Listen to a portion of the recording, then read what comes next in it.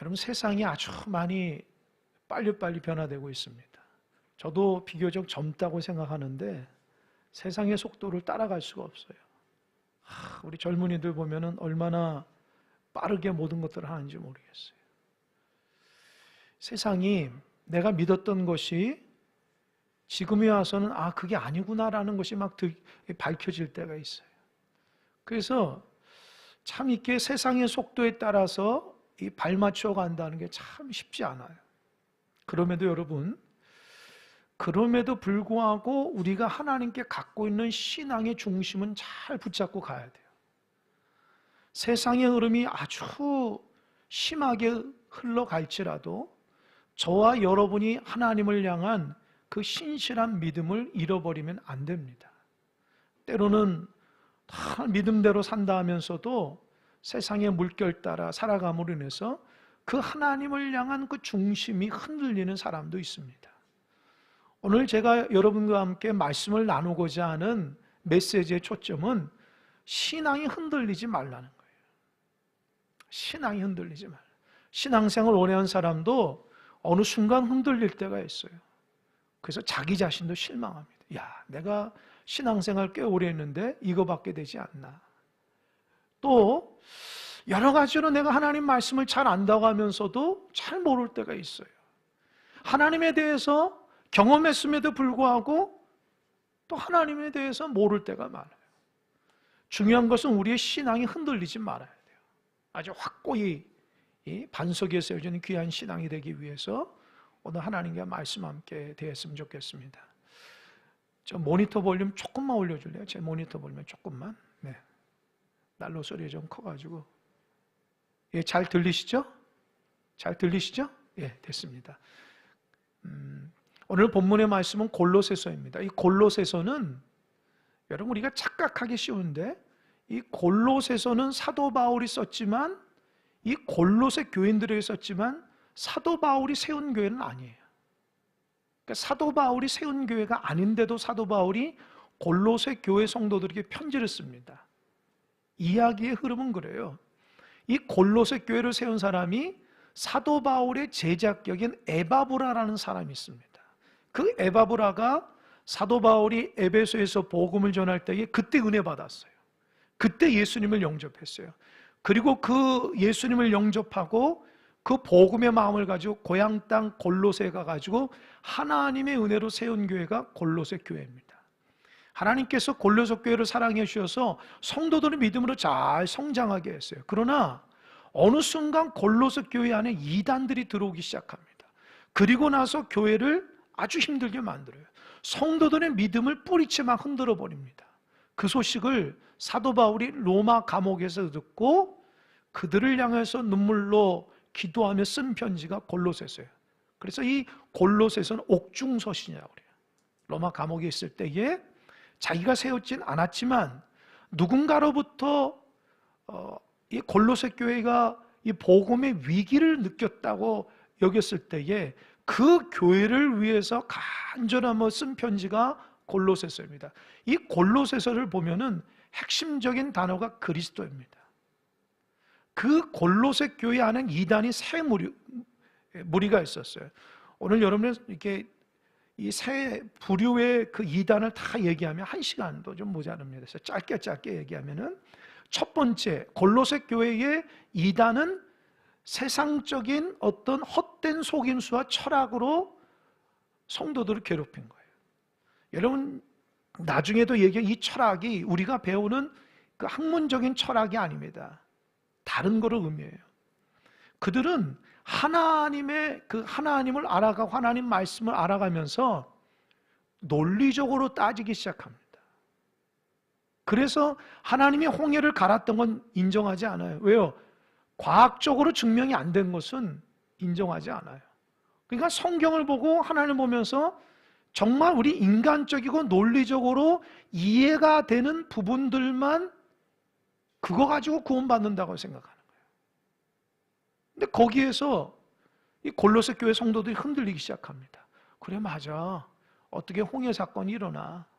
어떻게 예수님이 무리를 걸을 수 있어? 어떻게 오병이어 기적을 할 수 있어? 이게 이해가 안 되는 거지. 그래서 이단이 들어와서 그 사람들에게 하나님의 말씀과 하나님을 인간적인 논리와 사고로 바라보기 시작하는 거예요. 그래서 믿음이 흔들립니다. 두 번째, 골로새 교회 안의 이단은 유대교 율법주의자였어요. 여러분, 골로새는 이방 지역이거든요. 그러니까 이방 지역의 이방 사람들이 구원을 받을 때는 오직 예수 그리스도만 믿으면 된다고요. 그런데 유대교에 있던 사람들이 그리스도를 믿게 되면은 어떻게 해요? 자기가 원래 선민이라 생각해서 선민을 갖고 있는 두 가지가 있죠. 뭐예요? 율법과 할례입니다. 이거는 이방인들이 없거든요. 그러니까 그들이 예수를 믿어도 예수가 전부가 아니라고 생각한 거예요. 자기들처럼 율법을 알아야 되고 자기들처럼 어떻게 해요? 할례를 받아야, 몸의 표시가 있어야지만 구원받는다고 하는 거예요. 그러니까 유대교 율법주의자들이 그래 예수 믿어도 돼 하지만 그걸로 부족해. 너희들도 할례를 받아야 돼. 너희들도 율법을 지켜나가면서 구원을 이뤄가야 된다라고 하면서 예수님 말고 다른 것에 집중하게 만드는 이단이 있었어요. 그게 유대교 율법주의자예요. 세 번째, 골로새 교회의 이단 중에 하나는 신비주의적 금욕주의가 있었어요. 여러분, 1세기 초대교회에, 이 초대교회라 하면 예루살렘 교회뿐만 아니라 사도 바울이 세운 모든 이방인 교회를 다 통틀어서 교회를 힘들게 만들었던 무리 중에 하나는 영지주의라는 사람이에요. 이 영지주의가 뭐냐? 이 헬라어로 그노시스라는 말, 그노시스. 이게 지식이란 말인데, 이 지식이 뭐냐? 이 지식으로 구원을 받는데 하나님께서 우리를 구원할 때에 아주 신비롭고 독특한 지식을 가지고 구원을 받아야 된다는 거예요. 그러면서 그들이 펼치고 있는 논리성은 이렇습니다. 하나님이 예수 그리스도를 이 땅에 보냈을 때에 육신으로 보내지 않았다는 거예요. 왜요? 육신은 죄가 있기 때문에 육신은 악하다고 생각한 거예요. 그건 뭐는요? 영은 선하다고 생각한 거예요. 그러니까 예수님이 이 땅에 우리를 구원하기 위해 악한 육신에 입고 우리를 구원하지 않는다. 우리가 보여지는 그 예수는, 육체적인 예수는 진정한 예수가 아니라는 거예요. 우리는 영적인 지식을 가지고 구원을 받아야 되기 때문에 그 영지주의자들이 기존의 골로새 교회 성도들에게 어떻게 미혹하냐? 그래서 금욕주의에 빠져야 돼요. 금욕주의를. 육신은 우리를 더럽히기 때문에 영이 손상되지 않게끔 너의 육신을 깨끗이 하라는 거예요. 그래서 구원받아야 돼요. 그래서 지나친 금욕주의, 반대로 쾌락주의가 있었어요. 육이라는 것은 영에게 아무런 영향력을 미치지 못한다는 거예요. 그래서 내가 음란한 죄를 짓고 쾌락의 삶을 살고 내 마음대로 살아가도 그런 육체가 내 영을 지배를 못하기 때문에 이 육신을 가지고 입은 너희들에게는 그냥 마음대로 살아라는 거예요. 그리고 구원받으려면 하나님께서 우리에게 주신 아주 신비로운 그노시스, 그 지혜를 가지고 그 깨달음을 가지고 구원을 받아야 된다. 그게 영지주의자의 특징입니다. 근데 상당히 이 초대교회의 성도들을 힘들게 했다는 말은 성도들의 영지주의에 많이 빠졌어요. 여러분, 지금도 이단의 물줄기에는 영지주의 비스무리한 것이 많아요. 그러니까 육은 악하다고 생각하는 거예요. 그냥 영만 최고라는 거예요. 그래서 자기들만 영지주의, 자기들만 구원의 지식이 있다고 생각하는 거예요. 우리 주변에 이단들이 그러잖아요. 자기들만 영적인 지혜와 깨달음이 있기 때문에 우리 교회 나와야 되고 우리가 믿는 걸 믿어야지 구원받는다고 얘기해요. 그 영지주의 뿌리에서 나오는 거예요. 그러다 보니까 여러분, 골로새 교회 성도들이 흔들리기 시작해요. 왜요? 잘 보세요. 예수님을 믿었잖아요. 그럼 믿으면 주님의 말씀대로 경건하게 살아가야 되는데 영지주의자들은 아주 지나친 금욕주의를 통해서 자기의 어떤 깨끗함의 자랑을 하거든요. 근데 그게 아주 보기 좋은 거예요. 또 한 가지는 쾌락주의에 빠져도 아무런 상관없어요. 내가 술 마시고 담배 피고 나가서 나쁜 음란한 짓을 해도 나한테는 전혀 구원하고 탈락된 게 아니라는 거예요. 그게 괜찮다는 거예요. 왜요? 그 영지만 가지고 있으면 된다고 하니까. 그러니까 경건하게 신앙생활하며 과거의 죄를 회개하며 믿음의 길을 걸어가는 사람에게 이런 세상적인 거 다 즐기면서도 그렇게 신앙생활할 수 있다고 하니까 혹 빠진 거예요. 여러분, 기독교가 이제껏 내려올 수 있었던 것은 뭐냐면 거룩성이에요. 수많은 종교들이 있지만 예수를 믿는 우리가 하나님의 거룩함을 유지했기 때문에 지금도 우리 주변에 이렇게 교회가 많은 겁니다. 하나님을 향한 거룩함이 없었더라면 기독교는 오래 버티지 못해요. 세상하고 그냥 이렇게 그냥 뭉뚱그려져 가지고 그 예수 그리스도의 진리가 이게 빛을 발하지 못했을 거예요. 그러나 이제껏 하나님의 그 놀라우신 지혜와 하나님의 놀라우신 거룩함이 교회마다 세워졌기 때문에 교회 모든 성도들은 예수 그리스도처럼 경건하고 예수 그리스도는 믿음의 삶을 살고 신실함을 가지고 목표를 향해 살아가기 때문에 이제껏 우리 가운데 영향력을 주는 거예요. 그러니까 여러분, 신앙생활하면서 여러분 뜻대로 하지 마십시오. 가볍게 신앙생활하지 마세요. 자기 생각대로 하지 마시라고요. 자꾸 이렇게 주관이 흔들리지 마시라고요. 오직 예수 그리스도의 바탕으로 내가 믿어야 되는데 어디에서 뭐를 좀 들었다, 내가 뭘 경험했다, 어느 책에서 봤다, 어느 영상을 봤다, 그것이 여러분을 흔들면 안 돼요. 우리의 중심은 예수 그리스도라는 거예요. 끊임없이 사단은 저와 여러분을 하나님 멀어지게 합니다. 사단의 전략은 여러분들이 신앙생활을 못하게 만들어요. 하나님과의 관계에서 멀어지고 우리 공동체 안에서 서로 믿음의 사람들끼리 멀어지게 만들어요. 이게 사단의 전략이에요. 그러나 하나님은 어떻게 하든지 우리가 하나님께 가까이 나오길 원하는 거예요. 어떻게 하든지 믿음의 공동체를 하나 될 수 있도록 하는 것이 하나님의 역사입니다. 여러분, 신앙의 모습을 보십시오. 교회 공동체에서 점점점 멀어지면은 그게 문제 있는 신앙입니다. 내 옆 사람하고 믿음의 교제를 나누지 못하면 신앙생, 그건 문제 있는 신앙이에요. 하나님께서 우리에게 주시는 신앙은 공동체적인 신앙이고 예수 그리스도의 신앙입니다. 그래서 사도 바울이 이 골로새서의 오늘 본문이 아주 엑기스 같은 본문인데요, 사도 바울이 어떻게 하냐, 너희들 흔들리지 않고 세 가지 믿음의 신앙을 가지라. 그래서 오늘 믿음의 세 가지 기둥에 대해서 얘기합니다. 첫 번째로는 따라해보세요. 예수 그리스도의 뿌리를 깊이 박으라는, 그게 6절과 7절입니다. 6절 한번 읽어볼까요? 먼저 6절 시작. 그러므로 너희가 그리스도 예수를 주로 받았으니 그 안에서 행하되. 여러분, 6절에서 주라는 말이 뭘까요? 영어로 로드예요. 로드. 헬라어로 큐리오스. 이게 뭐냐면 주님이라. 여러분, 주님이라는 말이, 주님 할 때 그 주님이 무슨 말일까요? 뭐의 주님 말일까요? 주인님, 주인이라는 말이에요. 그러니까 나는 내 삶의 주인이 하나님이라는 거예요. 내 삶의 주인이 예수 그리스도라는 거예요. 할렐루야. 그러니까 신앙생활에도 주님이란 말을 몰라서 그냥 그 무슨 뭐라 그럴까요? 그냥 이게 막 부르는 사람인데 그게 다른 말로 주님을 나의 주인이십니다 라는 말, 내 삶의 주인이라는 거예요. 그러니까 너희들이 그리스도를 주인으로 모시고 살았으면 뭐라고 했어요? 그 안에서 행하되. 그 안에서 행하되, 영어 성경을 갖고 있는 사람은 알까요? walk in 힘이에요.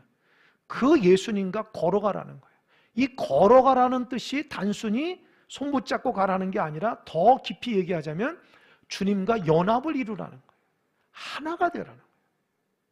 그러니까 여러분, 예수 그리스도를 믿고 내가 주님의 신앙의 길을 걸어갈 때에 주님과 내가 하나 돼서 가는 거예요. 주님이 저기 멀찍이 떠나가는 게 아니에요.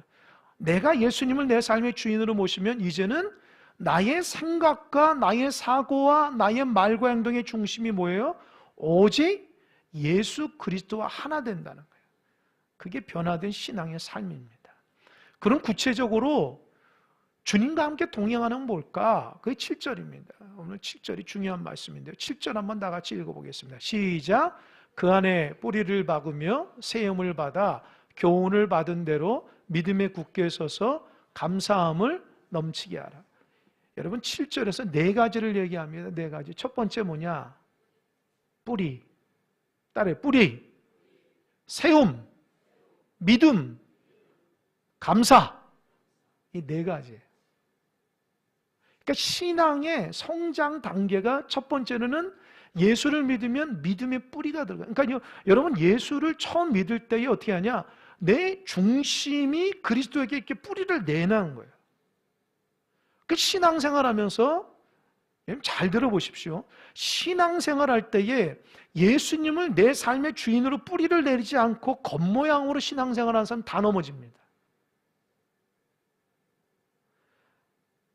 제가 제 자신도 그렇고 그동안 여러 교회에서 목회하면서 많은 사람들 보면은 이게 신앙을 예수 그리스도의 뿌리를 이렇게 깊이 있게 못하니까 한순간에 막 흔들려요. 깜짝깜짝 놀래요. 믿음의 사람이 믿음이 없는 것처럼 흔들리더라고요. 도대체 저분이 저런 직분자고 교회 저렇게 오래 다녔는데 왜 믿음이 흔들릴까? 왜 믿음의 말을 못할까?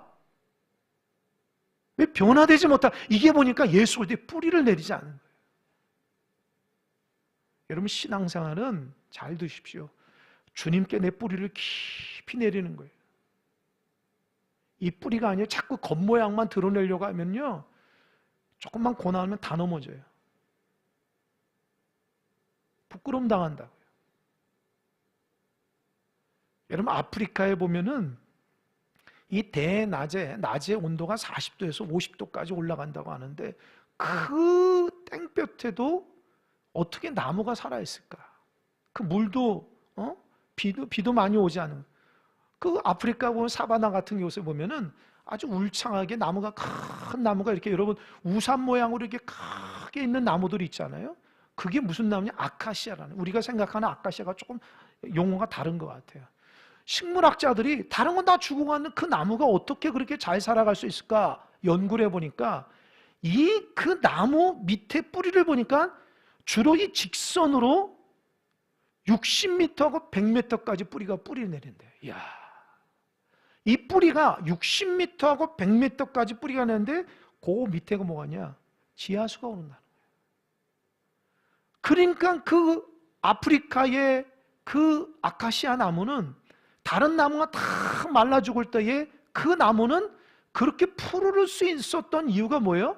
뿌리를 깊이 내려서 밑으로부터 수분을 계속 공급받았기 때문입니다. 여러분들이 신앙생활하면서 고난 있고 여러 가지 힘들어도 이겨낼 수 있는 건 뭘까요? 그리스도의 나의 생명 되시고 나의 생명의 생명수가 되시는 예수 그리스도께 깊이 있게 뿌리를 내려야 되기 때문입니다. 그렇지 않으면 말라 비틀어져요. 신앙인지 아닌지 모를 정도로 말라 비틀어집니다. 늘 주님 앞에 깊은 믿음의 뿌리를 내려서 그 예수 그리스도로부터 오는 평안과 공급하시는 영의 양식을 가지고 내가 살아가야 돼요. 그래야지 신앙의 기쁨이 있어요. 신앙이 어느 때는 좋았다가 어떤 때는 그거는 뿌리를 깊이 내린 게 아닙니다. 깊이 있게 내려야 돼요. 두 번째로는 세움을 입어야 돼요. 이 세움을 입었다는 말이 뭘까? 여러분, 이 건물을 건축하는 분들의 말에 의하면 이 건물이 고층 건물할 때 가장 중요한 게 뭔지 아세요? 가장 중요한 것이 이게 토대죠. 이 토대하고 두 번째 중요한 게 이 뼈대라고 합니다. 이 토대와 뼈대가 없으면은 건물을 제대로 지을 수 없고 고층 건물을 지을 수 없다는 거예요. 신앙도 마찬가지예요. 여러분들이 반석 대신 예수 그리스도의 토대 위에 예수 그리스도의 뼈대를 가지고 잘 세워져 나와야지 그 다음에 이게 겉모양이 세워질 수 있어요. 만약에 이 바탕이 제대로 되지 않아서 몸집은 이만큼 큰데 외부로부터 어떤 물리적인 것이 탁 왔을 때에 한순간에 무너질 수 있어요.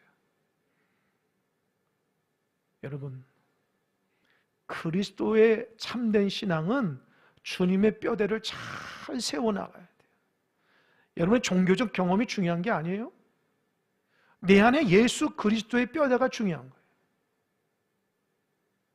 제가 이 말씀을 준비하면서 기도하는 가운데 제가 이제 그 처음 안수받고 갔던 그 부목사였을 때 그때 기억이 나더라고요. 기도하는데 그때 제가 그 교회에 부임해서 처음 안수받고 부목사가 돼서 사역하는데 교회에서 1년차 된 저에게 우리 청년들을 이끌고 캄보디아 단기 선교를 가라는 거예요.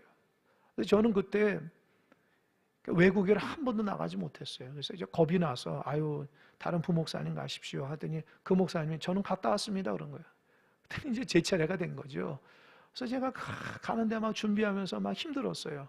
그리고 청년들을 모집하고 거기에 권사님 집사님들도 또 모집해서 가는데 이 가서 그 캄보디아에 뭐 가보신 분 알겠지만 제가 그 캄보디아 갔을 때가 한 20년 전이니까 지금보다도 훨씬 이렇게 못 살았잖아요. 그래서 이게 끄로다스라고 하는 그 교회에서 이제 저희 교회가 교회당을 세워주고 그곳에서 선교하시는 목회자가 선교사님이 있어서 그분 도와가지고 사역을 하는데 그 선교사님이 우리 청년들을 앞고 있으니까 일을 많이 시키는 거예요. 그 일하다가 남자 청년이 즐겁게 일하다가 이 삽으로 이게 흙을 파다가 어떻게 했냐면은 이 발가락을 딱 찍은 거예요.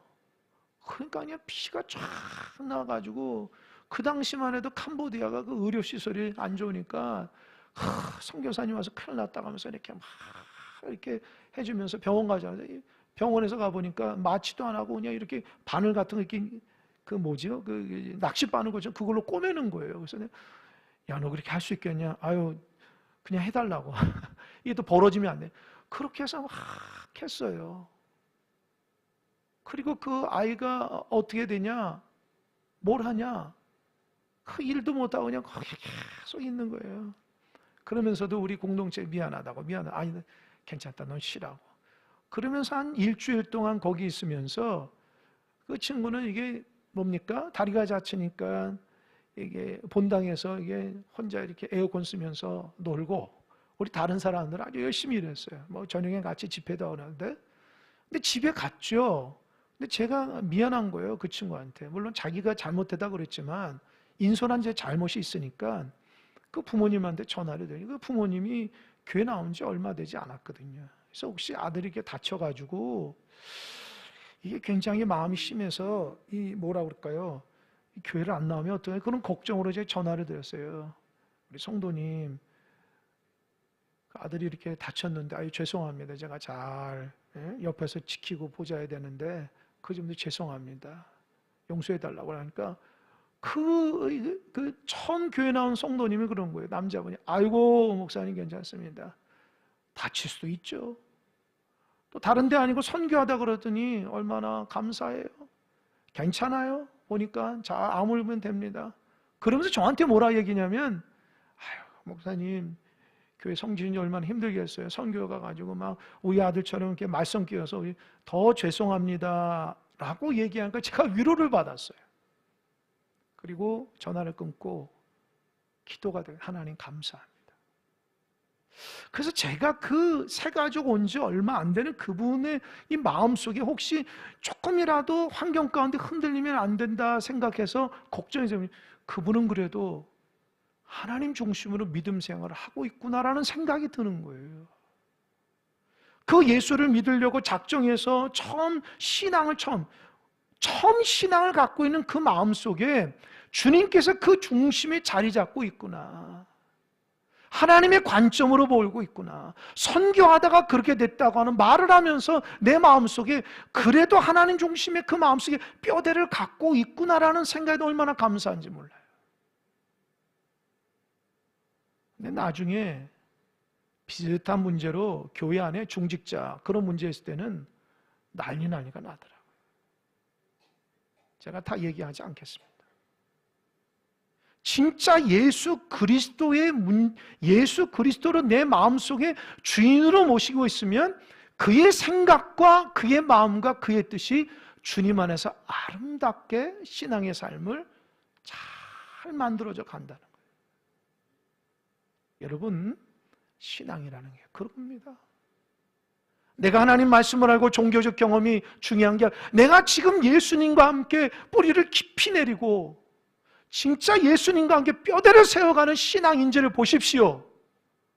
겉모양만 화려해서 조금만 어려워도 쓰러지고 넘어지고 불편해하고 고통스럽고, 그게 아니라 그 모든 것들을 주님의 그 놀라우신 뿌리와 뼈대로 바라보기 시작하는 거예요. 그렇게 하기 위해서 세 번째, 양육을 받아야 돼요. 7절 한번 다시 읽어보겠습니다. 7절, 그 안에 뿌리를 박으며 세움을 받아 교훈을 받은 대로 믿음에 굳게 서라. 이게 세 번째, 교훈을 받은 대로 믿음에 굳게 서라는 거예요. 하나님의 말씀과 기도로 양육받는 거예요. 하나님의 말씀과 기도로 양육받지 않고 신앙생활하는 사람은 다 넘어지게 돼 있어요. 여러분, 예수 믿었다고 구원의 티켓을 내게 탁 받는 게 아닙니다. 성경에 보면 구원을 이루가라고 그래요. 구원을 이루가기 위해서 가장 중요한 예배 생활이에요. 예배를 통해서 하나님의 말씀으로 잘 내 마음을 다듬어 가야 돼요. 기도를 통해서 주의 음성을 들어야 돼요. 그러니까 예배 생활이 우리에게는 믿음의 바탕 가운데 열매 맺기엔 굉장히 중요한 것입니다. 목회하는 저희 입장에서는 새벽마다 여러분을 위해서 기도할 때에 어떤 마음이냐, 하나님, 주일에 와서 예배하는 한 시간도 참 귀하지만 주중에라도 주님께서 함께 하신다고 하는 믿음의 고백 가운데 우리 교회 공동체 안에서 기도하고 예배하는 삶을 살아갈 수 있도록 우리 성도들의 발걸음을 인도해 달라고 늘 기도합니다. 그렇게 기도하는 것은 여러분이 교회에 안 나오면 썰렁해서 기분이 안 좋아서가 아닙니다. 교회가 사람이 없네라고 하면서 누군가 우리 교회를 향해서 흉보기, 그게 부끄러워서 얘기하는 게 아니에요. 예수를 믿은 자가 예수님 안에서 아름다운 열매를 맺기 위해서 마땅히 주님께서 주시는 그 공급을 받기 위해서 신앙의 삶을 살라고 하나님께서 주중 예배, 주중 기도회를 우리에게 허락해 주신 거예요. 여러분이 교회 나오고 안 나오고 그렇게 중요한 게 아닙니다. 하지만 우리가 예수 그리스도 안에서 그 하나님의 뜻대로 순종하며 살아가기 위해서는 반드시 예배를 통해서 말씀과 기도로 새로워져야 되고 열매를 맺어야 돼요. 그 예배 없이, 기도 없이, 말씀 없이는 우리가 신앙을 든든히 서갈 수가 없습니다. 하나님 앞에 예배하지 않고 말씀과 기도하지 않고 신앙생활 잘하는 방법이 있으면 저한테 얘기해 주세요. 제가 그거 알고 싶어요. 신앙은 끊임없이 주의 말씀과 기도로 우리를 다듬어 가는 거예요. 그래야지 네 번째, 감사함이 넘친다. 7절 한번 다시 볼까요? 잘 보세요. 믿음에 굳게 서 감사하라요. 감사함을 넘치게 하라요. 예, 넘친다는 게 무슨 말이야? 여러분, 여기 안에 잘 보세요. 물이 있거든요. 내가 좀 어느 정도 반을 먹었어요. 그럼 물통을 이렇게 하면은 이게 양이 다 차면은 이게 넘쳐가지고 흐른다고요. 넘치니까 흘러가는 거예요. 여러분, 감사가 억지로 되는 게 아니에요. 그래서 신앙생활 하면서 억지로 감사하는 사람이 오래 못 가는 이유가 있어요. 왜요? 내 안에 예수 그리스도로 채워지지 않으니까 감사하는데 불평불만이 나오는 거예요. 감사하라고 교회에서는 얘기하는데, 목사님 얘기하는데 감사가 안 나와. 그래서 감사하라고 몇 번은 얘기했는데 감사가 안 나와. 이 바탕에서 늘 뭔가 부족한 게 있기 때문에 그래요. 그리스도로 가득 채워질 때 그 감사가 나오는 거예요. 이 감사가 나도 모르면서 툭 나오는 거예요. 찬양이 나도 모르면서 툭 나오는 거예요. 나도 모르는 사이에 내 힘에서 자꾸 불평불만이 나오면 여러분의 영적인 마음을 점검하십시오. 내가 예수 그리스도로 충만하지 못한다는, 내가 지금 내 마음이 어디에 있는가를 생각해 보여요. 예수 그리스도의 뿌리로 깊이 박고 있는지, 아니면 주님 안에서 뼈대를 세워가는지, 아니면 하나님의 말씀대로 말씀과 기도를 아름답게 세워가는지를 보십시오. 그게 아니라면 당연히 감사가 안 나오죠. 신앙의 4단계, 뿌리를 내리고 세움을 받아 하나님의 말씀으로 양육받아 감사가 넘쳐야 돼요. 이게 첫 번째 기둥입니다. 큰일 났습니다. 두 번째, 세 번째 기둥까지 해야 되는데 짧게 해야 되네. 두 번째 기둥은 8절에서부터 10절입니다. 따라해서 속임수에 넘어가지 마라. 8절 한번 읽어볼까요? 8절. 누가 철학과 헛된 속임수로 너희를 사로잡고 주의하라. 이것은 사람의 전통과 세상의 초등학문을 따름이니 그리스도를 따름이 아니라. 여러분, 이 철학이라는 말은요, 지금 우리가 알고 있는 철학이 아닙니다. 그 철학을 제가 이게 자료를 보니까 무슨 철학이냐면은 당시 헬라 문명권에서 유행했던 지혜를 사랑하는 태도를 가지고 그게 이단적인 모습으로 나온 거예요. 쉽게 말하면 아까 말한 것처럼 하나님의 역사와 하나님의 말씀을 논리로 자꾸 따지는 거예요. 홍해가 어떻게 갈라져? 예수님이 어떻게 무리를 걸어? 이거는 논리적이지 않기 때문에 그런 걸 믿지 말라는 거예요. 그래서 하나님의 신비로움을 제한합니다. 그리고 복음이라는 것이 예수님이 나를 위해 죽었다고 믿으면 구원받는, 그렇게 단순하고 무식한 거를 복음을 되게 폄하해요. 그럼 어떻게 해요? 아주 복잡한 하나님의 진리를 삼위일체 형식으로 막 복잡하게 이렇게 꾸며가지고 그들에게 아주 자기들만 알고 있는 지식으로만 논리성을 가지고 구원받게 한다고요. 여러분, 이런 사람들이 이런 류의 사람들이 넘어가는 사람들이 뭔지 아세요? 공부 많이 한 사람이에요. 지식으로 하나님의 말씀을 보려고 하는 사람. 이 예수 그리스도가 십자가에서 나를 위해서 죽으신 이 단순한 복음을 믿지 않고 거기에 자꾸 의미를 부여하는 거예요. 지나치게 말씀에 대해서 논리성을 추구하는 거예요. 그러다 보니까 하나님의 신비로움도 따지기 시작하는 거예요. 신학교 가니까 이 구약의 말씀과 이 신약의 말씀 원어 시간이 있거든요. 근데 그 원어를 이렇게 분석하는데 그 분석할 때 이 파싱이라고 그래요. 이 원어가 뭐 현재형이고 과거형이고 이게 어떻게 된 거 다 좋아요. 그런데 이 하나님의 말씀을 열심히 알았는데 나중에 보니까 그 사람이 유대교에 빠졌다는 거예요. 어느 학자가 구약의 말씀을 지나치게 말씀을 가지고 연구를 했는데 평생 했는데 그 사람은 기독교인인데 연구해 보니까 유대교에 빠진 거예요. 너무 하나님 말씀을 그 본문에 나오는 그 유대 중심으로 본 거예요. 이 사람은 신약의 하나님의 은혜의 그림자로 구약을 보지 못하는 거예요. 혹시 우리들도 그런 분이 있어요? 하나님 말씀을 자꾸 지식으로 대하려고 하고 삶으로 변화의 모습이 아니라 지나치게 철학과 헛된 속임수. 이 헛된 속임수는 그 당시 유행하는 점성술, 별을 보면서 또 뭐입니까? 점성술이 있고 또 하나는 천사. 이 영적인 천사, 또 영적인 뭐 존재, 이런 것들에 대해서 막 신앙생활을 하려고 했던 사람들이 있었다는 거예요. 그게 초등학문이라는 거예요. 여러분, 어떤 교훈과 어떤 사상은 8절에 보니까 그리스도를 따르느냐 따르지 않느냐가 중심이 되어야 돼요. 그 복음과 그 말씀을 통해서 예수 그리스도의 생명이 있는지 없는가가 중요한데 그 지식과 그 사상이 하나님으로부터 멀어지게 하고 나에게 생명을 주지 않는다면 끊어버리십시오. 참조만 하십시오.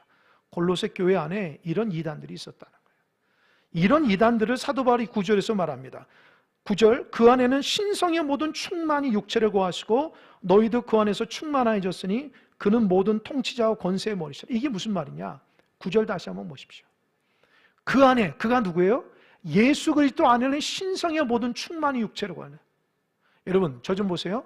하나님의 충만하심이 독생자들 예수 그리스도의 충만함으로 가셨다는 거예요. 하나님이 100% 충만이면은 예수 그리스도 100% 충만이고 10절에 보면 우리가 그 예수를 믿으면 우리에게도 100% 충만이에요. 할렐루야. 그 예수님이 이 땅에 성육신으로 오신 거예요. 영지주의는 뭐라고 그랬어요? 육신은 악하다고 하는데 예수님은 악하다고 하는 육신을 입어서 하나님으로 내려오셨다는 거예요. 그러니까 그런 영주의에 빠지지 말라. 그 예수 그리스도 안에 모든 것이 뭐라고 그랬어요? 모든 통치와 권세의 넘버원 머리라고. 그 예수 그리스도를 믿으면 구원이라 충분하다는 거예요. 다른 무슨 영지주의 논리나 세상의 철학이나 세상의 초등학문이나 율대교 율법주의 같은 것을 덧붙여야지 되는 게 아니고 예수 그리스도는 충만하신 분이기 때문에 그 한 분만 믿어도 온전히 구원받는다고 강조하고 있어요. 할렐루야. 누가 여러분을 미혹시키면 나는 예수 그리스도 한 분으로 구원받는다고 분명하게 얘기해야 돼요. 할렐루야. 무슨 영적인 대단한 존재가 있다든지 무슨 영적인 대단한 지식이 있다, 그 미혹 빠지지 마세요. 우리는 예수 그리스도 한 분이면 그 단순한 복음을 들으면 충분히 구원받을 수 있어요. 11절부터 15절까지는 또 한 가지 믿음의 기둥이 있습니다. 따라요. 십자가로 승리하라. 예, 11절, 12절 보면은 제가 읽지는 않겠습니다. 11절에는 할례에 대해서 얘기합니다. 여러분, 할례는 창세기 17장에서 하나님께서 아브라함이 야 할례해라. 너 할례하고 너 우선 그 너희 백성이라고 얘기하거든요. 그래서 유대 백성들은 이 할례를 하나님의 선민의 표시를, 이 할례가 뭡니까? 생식기를 자른다는 거예요. 그 생명이 근원된 생식기를 잘라서 너는 이방인들이 다른 존재라고 하는데 이게 세월이 흘러가지고 하나님의 백성다운 모습을 얻고 할례만 한 것이 구원의 조건처럼 생각해요. 유대교 율법주의자들은 너 예수 믿었어? 오케이. 그걸로 부족해. 우리처럼 할례해야 돼. 사도 바울이 얘기합니다. 그 할례는 예수 그리스도의 할례가 돼야 된다. 그게 뭡니까? 몸에 표시나는 할례가 아니라 예수를 내 삶 가운데 예수를 내 삶 주인으로 모시는 내면적으로 변화되는 할례. 그래서 11절에 보면 육의 몸을 벗는다는 게 뭐 그런 뜻이에요. 우리가 죄로 인해서 있는 것을 벗어던진다는. 그리고 11절에는 구약에서의 할례는 12절에서는 신약에서의 세례로 이어진다는 거예요. 여러분, 세례가 뭡니까? 예수님은 나의 구주로 모시고 이제 내가 주님 뜻대로 살겠습니다 하고 얘기한. 그래서 세례할 때에 사도 바울의 중요한 신학이 있죠. 예수님이 십자가에 죽으면 나의 죄도 함께 죽는 거고, 예수님이 무덤에서 부활하시면 나이가 죽을 육체가 영생을 부활한다는 거예요. 단 예수를 믿으면. 할렐루야. 세례가 그렇다는 거예요. 예수를 믿고 세례를 받으면 나는 죽고 나는 산다는 거예요. 왜요? 예수님이 죽고 예수님이 산다. 그러니까 세례만으로도 충분하다는 거예요. 할례를 받지 않아도 된다는 거예요.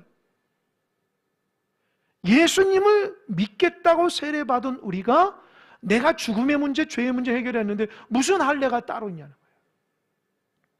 그리고 14절에서는요. 예수를 믿으면 뭐가 중요하냐? 율법에서도 자유롭다고요. 율법에서는 우리가 끊임없이 죄인이라고 얘기합니다. 그러나 예수를 온전히 믿으면 율법에서 자유하는 거예요. 왜요? 예수님이 십자가에서 나를 위해 죽으셨기 때문이다. 할렐루야. 그러니까 여러분, 율법대로 신앙생활하지 마십시오.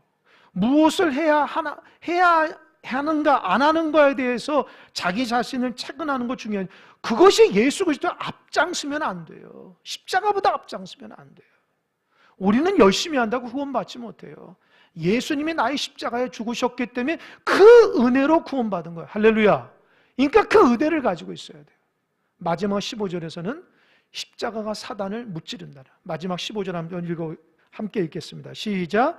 통치자들과 권세들을 무력화하여 드러내어 구경거리를 삼으시고 십자가로 그들을 이기셨다.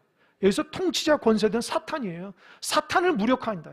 끊임없이 사탄이 우리를 넘어질 때 우리는 뭐를 드러내요? 십자가. 내 안에 십자가 있어. 할렐루야. 내 안에 예수 그리스도의 십자가 있어. 그러면 그들을 무력화하고 구경거리. 전쟁에서 포로된 사람에게 밧줄로 끌어오듯이 사단이 밧줄 묶여서 온다는 거예요. 예수 그리스도의 십자가 앞에. 정리를 하겠습니다. 여러분, 신앙생활하면서 자꾸 넘어지고 쓰러진 분 있어요?